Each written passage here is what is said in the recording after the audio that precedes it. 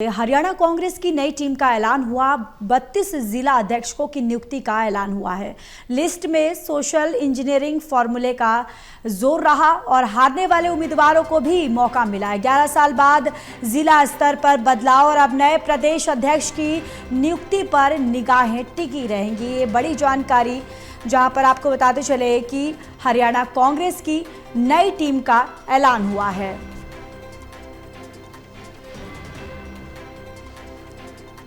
और चलिए इसी पर एसोसिएट एडिटर प्रदीप कुमार हमारे साथ बने हुए हैं। प्रदीप, देखिए कांग्रेस की नई टीम का ऐलान हुआ है जहां पर 32 जिला अध्यक्षों की नियुक्ति का ऐलान किया गया है।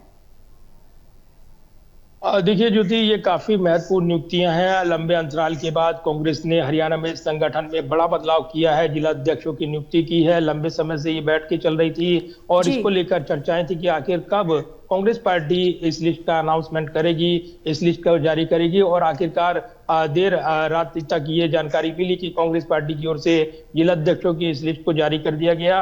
32 जिला अध्यक्षों की इस लिस्ट में एकमात्र महिला संतोष बेनीवाल हैं। लेकिन अगर देखें तो पूरा जातीय समीकरण, सोशल इंजीनियरिंग का फार्मूला इसमें यहाँ पर लागू किया गया है। इसके अलावा अलग अलग वर्ग को प्रतिनिधित्व दिया गया है और इसीलिए जातीय संतुलन साधने पर विशेष फोकस इस लिस्ट को देखने के बाद देखने को मिल रहा है। इसमें जाट समुदाय की बात हो, ब्राह्मण, बनिया, पंजाबी और पिछड़े वर्ग के नेताओं को वो जगह दी गई है।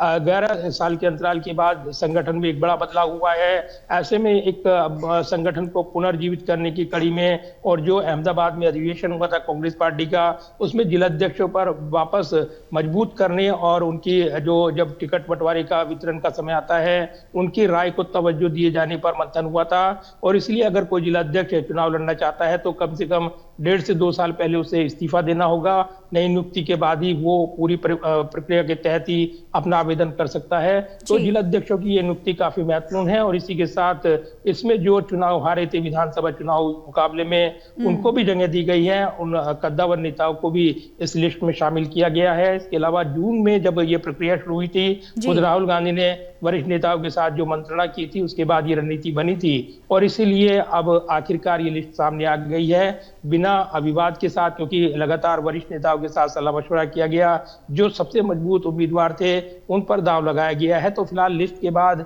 कोई विवाद बनकर नहीं उभरा है और कहीं ना कहीं अब निगाहें हैं जो प्रदेश अध्यक्ष की नियुक्ति को लेकर, क्योंकि जो प्रभारी हैं बीके हरिप्रसाद वो साफ कर चुके थे कि जिला अध्यक्षों की नियुक्ति के बाद ही जो प्रदेश में नए अध्यक्ष की नियुक्ति है उसका ऐलान किया जाएगा। तो अब जिला अध्यक्षों की नियुक्ति हो गई है, संगठन में बाकी नियुक्तियां भी होंगी। प्रदेश अध्यक्ष की नियुक्ति अब निश्चित तौर पर निगाहों में रहने वाली है, क्योंकि इसको लेकर अब पार्टी संगठन आगे कदम बढ़ाती नजर आएगी। जी चलिए प्रदीप, तमाम जानकारी के लिए धन्यवाद।